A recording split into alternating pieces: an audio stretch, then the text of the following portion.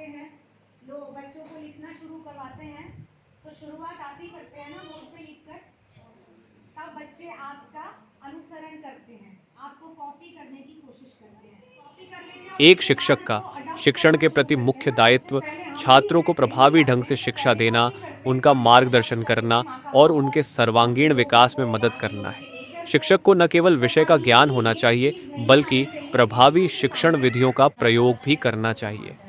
एक तो शिक्षक को हम छात्रों पूरी को तरीके से सीखने के लिए पढ़ाते हैं, सदैव जैसे प्रेरित करना चाहिए। किसी को इन्हीं तथ्यों को ध्यान में रखते हुए हाँ, गाजियाबाद के करहेड़ा स्थित ज्ञान कुंज पब्लिक जूनियर हाई स्कूल में मीडिया नेटवर्क फाउंडेशन के सहयोग से एक कार्यशाला का आयोजन किया गया, जिसका विषय था बेहतर शिक्षक, बेहतरीन शिक्षा। इस मौके पर मीडिया नेटवर्क फाउंडेशन की अध्यक्ष नीरजा प्रियदर्शी और स्कूल के तमाम शिक्षकों के बीच एक संवाद कार्यक्रम हुआ। देखिए इस दौरान स्कूल की अध्यापिकाओं ने किस कदर अपने उद्गार पहले हम व्यक्त उनको किए। बेसिक स्टार्ट कराएंगे, फिर उसके बाद जैसे चैप्टर वाइज पहले शब्द वगैरह सिखाने स्टार्ट करते हैं। चैप्टर वाइज हम उनको क्वेश्चन आंसर हम वो धीरे धीरे ही सीख पाते हैं, हर बच्चा एक सा नहीं होता। पहले उन पे थोड़ा सा उन पे ध्यान दिया जाना चाहिए, पहले उन पे मतलब उन पे फोकस करना चाहिए कि किस चीज़ में उनको प्रॉब्लम है, तो थोड़ा सा वो काम अच्छा करेंगे और उनको फीडबैक भी देना चाहिए, गुड वेरी गुड उस तरह से। फिर काम उसमें कुछ बच्चे ऐसे हैं जो बहुत शरारती हैं बहुत ज़्यादा, कुछ ऐसे हैं जो बहुत पढ़ने में बहुत लो हैं, कुछ ऐसे हैं बहुत हाई हैं। तो मैं उनको उस हिसाब से उसी के अकॉर्डिंग मैं उनको काम देती हूँ। जैसे कि कोई ज़्यादा ही लो बच्चा है तो मैं उसको अपने पास बिठा के अपने हाथ से उसको लिखवाती हूँ, रब करवाती हूँ। जो बच्चे ने पहले फिनिश कर लिया है मैम, तो मैं उसको बोलती हूँ कि रिवाइज करवाओ पूरी क्लास को, अपने बैठने को अपने चैनल में। और जो मेरे पास चैप्टर होता है, मैं सबसे पहले बच्चों को उससे रिलेटेड हमें इस चैप्टर में क्या पढ़ना है, किस बारे में पढ़ना है, या हमें क्या कहना चाह रहा है, चैप्टर में क्या मतलब बताना चाह रहा है, क्या सिखाना चाह रहा है, पहले सबसे पहले उसको एक्सप्लेन करती हूँ। फिर उसको बच्चे को रीडिंग कराती हूँ और साथ के साथ बच्चे को एक्सप्लेन भी करती हूँ।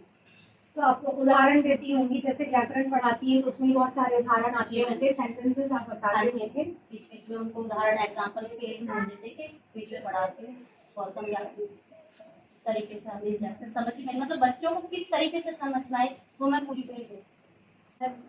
मैम ब्रेक जैसे बच्चे को मुश्किल होती है पढ़ने में, टीचिंग मतलब रीड करने में, तो मैंने टेक्निक्स निकाली। तो मैम मैंने उनको ब्रेक देन कंबाइन बताया उनको कि आप सही शब्द को तोड़ो देन सही कंबाइन।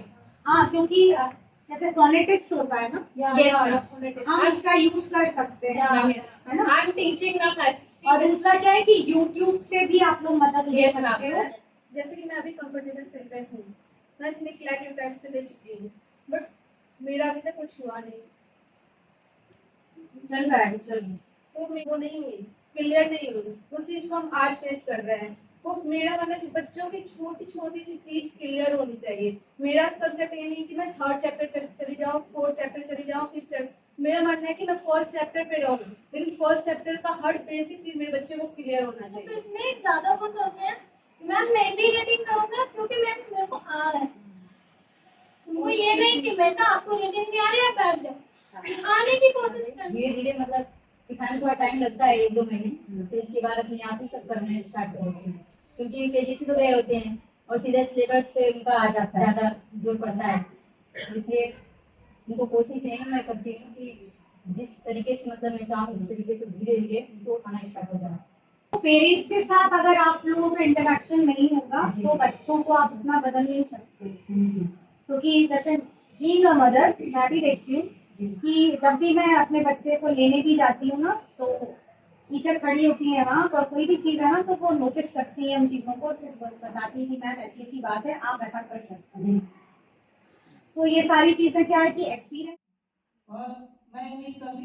इस मौके पर Gyankunj public junior high school की प्रबंधिका सीमा ठाकुर ने शिक्षिकाओं को संबोधित करते हुए कहा कि हमेशा अपने संस्थान की गरिमा को बनाए रखने का प्रयास होना चाहिए। क्लास में कभी भी किसी भी पेरेंट्स का कोई शिकायत ना हो, ऐसा शिकायत जिससे हमारे स्कूल पर का गलत असर मार्केट में जाए।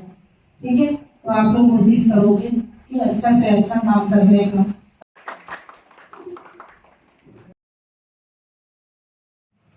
इस मौके पर लक्ष्मी, तान्या चौहान, कामिनी शर्मा, दीपंकर सर, रागिनी, मीणा चौहान, सौम्या, पूनम चौहान, प्रतिभा चौहान, अर्चना, सिद्ध सहित कई लोग मौजूद थे। एक रिपोर्ट न्यूज़ फॉर इंडिया।